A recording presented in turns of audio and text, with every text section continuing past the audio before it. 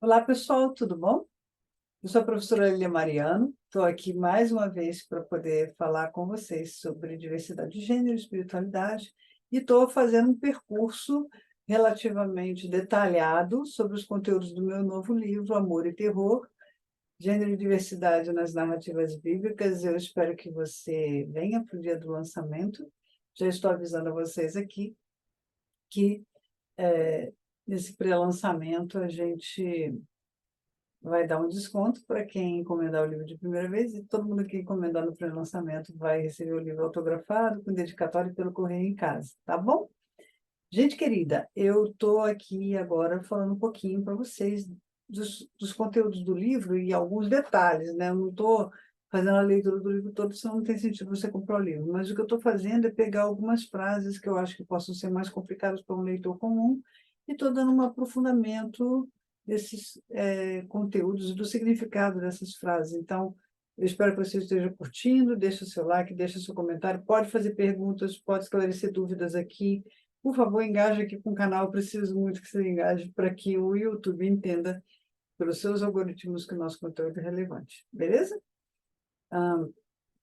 Quero falar um pouquinho hoje sobre um tema: menos Paulo, mais Jesus. E por que eu escolhi esse assunto?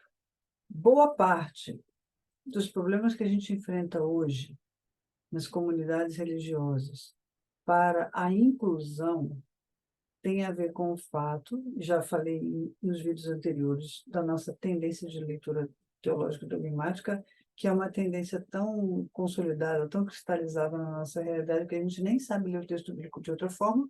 E o que eu estou tentando fazer aqui é mostrar para vocês que existem outras formas de a gente ler o texto bíblico, tá? Então, veja, se existem outras formas, quais são elas?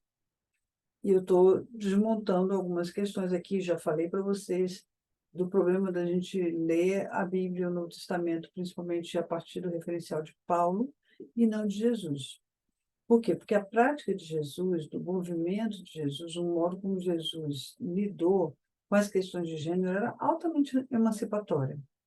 Por que eu falo isso? Porque Jesus ele foi um desviante dentro da sua tradição, no sentido de que, por exemplo, permitia o acesso das mulheres a ele, ao ponto das mulheres o tocarem, ao ponto das mulheres ficarem sentadas aos pés dele, estudando com ele, coisas que não eram permitidas, não era permitidas às mulheres naquela época.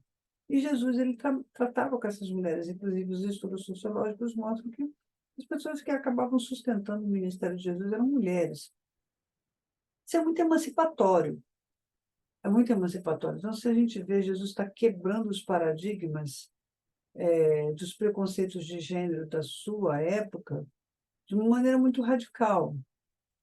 Então, Jesus não lida com as questões de sexo e sexualidade como Paulo lidava, muito menos como a Torá lidava, porque Jesus ele ia para um aprofundamento relacional. Ele estava muito mais interessado na qualidade de relacionamentos que existia entre as pessoas e nessa proposta de reino de Deus que ele estava trazendo, do que nas práticas de exclusão e de condenação que a lei proporcionava. Só que o Paulo acabou sendo o personagem que ganhou uma proporção muito grande, porque o Paulo, por ser um fariseu, ele tinha muito a formulação de seguir Torá na sua cabeça. E dentro do cristianismo, na experiência que ele tem com Jesus, e a gente já cansou de falar que Paulo não andou com Jesus, Paulo não conheceu Jesus, a experiência que ele tem com Jesus é de um Jesus revelado, não é de um Jesus com quem ele andou, com quem ele sentou à mesa, com quem ele comeu. Paulo não teve esse tipo de experiência com Jesus, então ele tem uma experiência com Jesus que é transcendente. E essa experiência transcendente é muito única do Paulo. Você não tem na narrativa bíblica ninguém que tenha tido um tipo de experiência parecida com essa do Paulo. Isso significa que o Jesus que o Paulo conhece é um Jesus que passa pelo filtro da experiência transcendente que o Paulo tem, a experiência consagrada que o Paulo tem. Então, é um Jesus fenomenológico. É o Jesus da experiência religiosa do Paulo, mas não é o Jesus histórico concreto, humano que andou entre nós. Então, a tendência do Paulo interpretar tudo que foi feito por Jesus, ou a mensagem do Evangelho, é pegando a tradição judaica, admitindo que Jesus é esse Messias, Filho de Deus, e replicando conforme o entendimento dele de que isso devia ser replicado. Então, veja só que coisa interessante. O Paulo é essa pessoa que já tem uma cabeça dogmática. E quando ele conversa com as comunidades de fé, e aí eu vou inocentar o Paulo, por incrível que pareça, né? O problema do Paulo não é o Paulo, é a gente que lê o Paulo, como se ele estivesse escrevendo dogmas para nós. Porque o Paulo, ele escreveu para a comunidade de fé, e eu sempre digo isso e volto a repetir, se o Paulo soubesse que os escritos dele seriam lidos por nós, na atualidade, interpretados como estão sendo interpretados, talvez ele não tivesse escrito as cartas que escreveu, ele nunca calculou que a gente estaria aqui hoje, em pleno século XXI, lendo os escritos que ele escreveu para Éfeso, para os cristãos de Corinto, os romanos. Isso não passava na cabeça do Paulo nem mais alucinado dos delírios. Então, não foi escrito para a nossa realidade.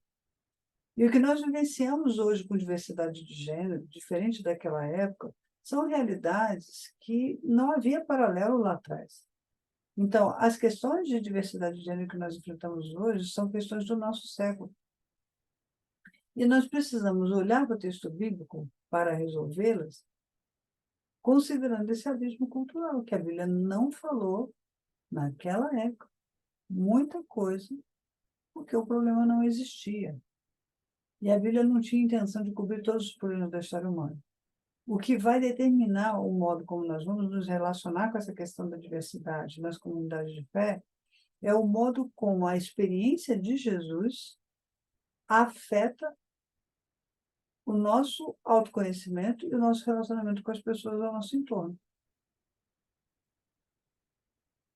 É essa ética relacional que Jesus tinha com as pessoas, e por isso eu vou falar um pouquinho mais de ética relacional nos próximos vídeos, porque é o método processual com o qual eu trabalho filosoficamente. Porque eu já falei da leitura diacrônica, que é uma abordagem exegética. Mas agora tem que falar da filosofia por trás disso, que é a filosofia da ética processo relacional. Essa filosofia Jesus já adotava no relacionamento dele com as pessoas. E isso que o Paulo não viu. O Paulo não teve condições de saber disso. Então, acho que se a gente começar a colocar um pouquinho mais de ênfase no processo relacional, a gente vai mais para frente. A gente consegue adiantar, a gente consegue dar passos de evolução na solução desse conflito. Eu espero que você tenha gostado desse vídeo, então volte mais uma vez e a gente continua junto aqui. Não se esqueça do lançamento de Amor e Terror no dia 11 de dezembro. Um beijo e até lá.